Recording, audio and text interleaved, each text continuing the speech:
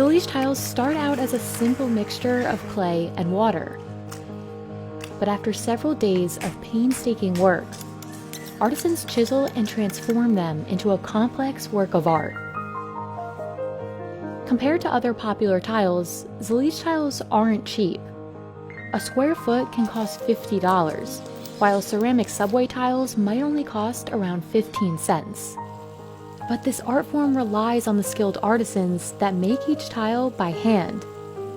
Like Ahmed Al-Maghari, who has been making Zalij tiles for 54 years. So how are Zalij tiles made? And is this what makes them so expensive?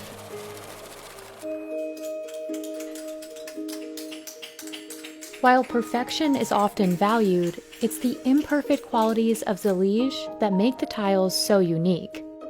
Artisans in Morocco have been hand-making Zalij tiles for centuries. Today, they continue this tradition in the city of Fez. يعني خدمة ما كتشبه الخدمة وهندسة ما كتشبه الهندسة حتى كيولي الإنسان عنده مقتدر كيولي عنده واحد التجربة في الصنعة لأن الصنعة ما يمكنلكش تقول أنا راني معلم ما عمرك ما تقول أنا معلم لأن ديما كتتعلم ديما الجديد. But before artisans at Arabesque can create tiles, they first need to form the clay. Fez has remained a center for Zalij partly because of these rocks. They're considered some of the best materials in the region for making high-quality clay. الطين هذا ديال المغرب هذا الأصل ديالو مغربي وكاين غير في مدينة فاس. This clay is believed to be more durable than some clays found further south, and it can withstand very high temperatures once fired. First, an artisan tosses the rocks into a pit in the ground called a zuba. They fill the zuba with water and leave the rocks to soften for a day. Then, in one of many tedious stages to come, an artisan kneads the clay using their hands and feet to make it more malleable. After the clay has fermented for a day, a different artisan has the task of molding it into the proper shape.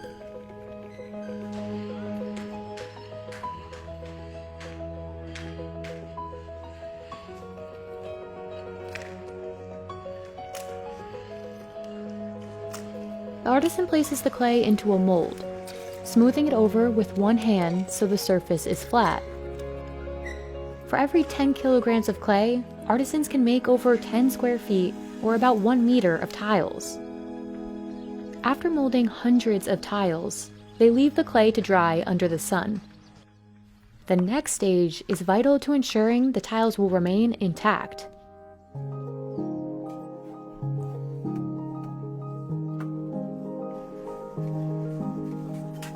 نحطوا القاله فوق منها القياس كنجيب واحد الكوتشيه جنويه كيضربها باش كتزقاد كتعطينا سنتيم ونص سنتيم وشويه على حساب القياس خصنا القياس اللي بغينا حنا. Hitting the clay repeatedly also removes air bubbles.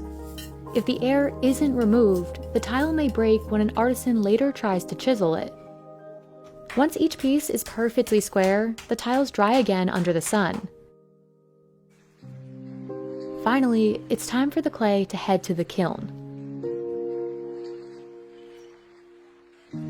Precision is critical at this stage, which is why just one person is trusted to lead the job.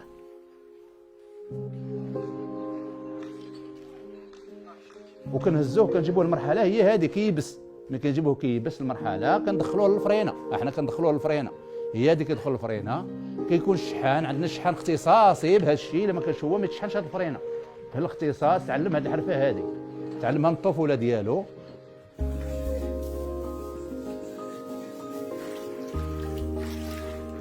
Abdelwahed glazes the tiles and then they're fired for a second time. This second firing ensures the color won't fade.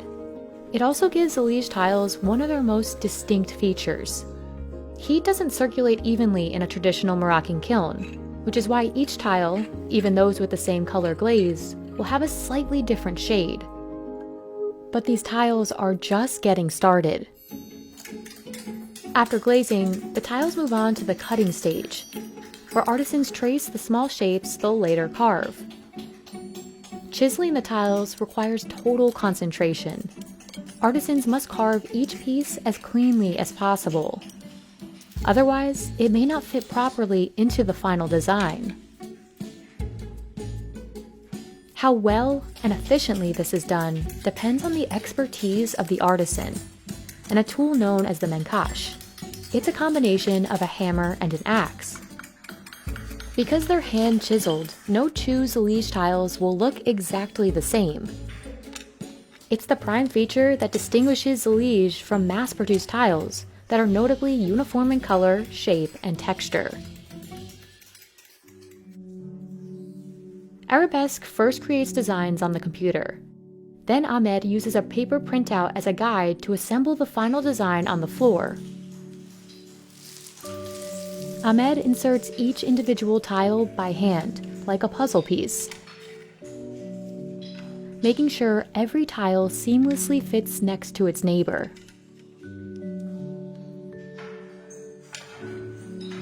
يعني كتشوف العين ديالك باليد ديالك الحواس ديالك كلها عقلك الحواس ديالك كلها كتخدم مع داك الحاجه اللي كتكون كتخدم فيها بعد سميتو 1000 قطعه عاد يمكن لا تعمر لك متر وبعد الخطره يمكن غير مثلا 100 قطعه غتعمر لك متر.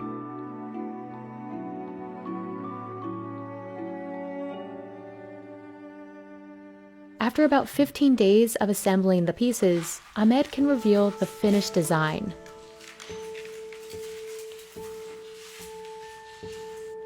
ها هو نفس طبق الاصل. هاي الرسمه اللي عطاونا من الاداره ها هو طبق الاصل. يعني كاينين جوج ها الرسمه اللي عطاونا من الاداره احنا خدمنا عليها. فهمتيني؟ كي كتشوف هذا الرسمه هنا اللي كاينه في البرونه وما هنا كاينه. The final price of a mosaic like this is the sum of several factors, including the number of pieces and their shape. This is the average, normal 36 pieces. The shape of it is very square, so the price of it is very affordable. Unlike if we go here, which is made of stars and cross. There are 36 pieces by 36, so 36 pieces here also, but the price of this is 4 times the price of the other one because of the shape. Adil also considers the size of the tiles within a design. Smaller pieces are not as simple to chisel by hand. The smaller the tiles, the more expensive the design will be. There are areas where you have a square foot that can have 64 pieces, 128 pieces, 360 pieces versus 36 pieces. So if you have one that costs $10 per square foot, the other one might cost 10 times, $100 per square foot. The price increases further for more complex designs. This tile has an interlace. The interlace is automatically double the price. So if you have a $10 square foot, with the interlace it's $20. Centuries ago, Zalij tiles were reserved for royal palaces. Today, they've become synonymous with Moroccan design. You'll find them covering walls, floors, and fountains across Fez. When we talk about Morocco and Moroccan architecture, the first thing comes to mind is Zalij. But its influence goes beyond Morocco. Demand has grown in the US, especially in recent years, as notable designers like Kelly Worsler incorporate Zalij into their own work. But the way some are using the tiles is different. Rather than mosaics, they're creating monochromatic backsplashes. Part of the appeal of using just one color of Zalij is that it appears ombre when multiple tiles come together, thanks to their subtle variation in shade. But while Zalij becomes more popular overseas, Adil struggles to find young people locally he can trust with the trade. This is more of a living art, but it's also a dying tradition. Nowadays, people are not patient as much as in before. If you look at the people who used to work in this trade, they are very calm, they are very peaceful, they have inner peace. Nowadays, we find extreme hardship to train and adopt people who can carry this kind of tradition as a Zalij artisans. إنسان أي عمل من هذا كيخصو يعطيه الحق ديالو. أي عمل يمشي الإنسان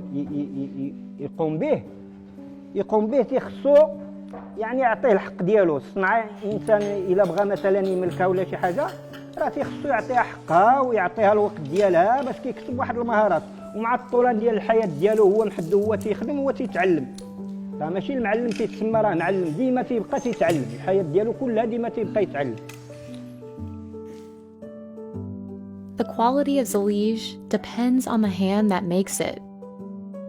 Preserving it means finding more artisans like Ahmed, willing to spend decades learning the craft behind this signature Moroccan design.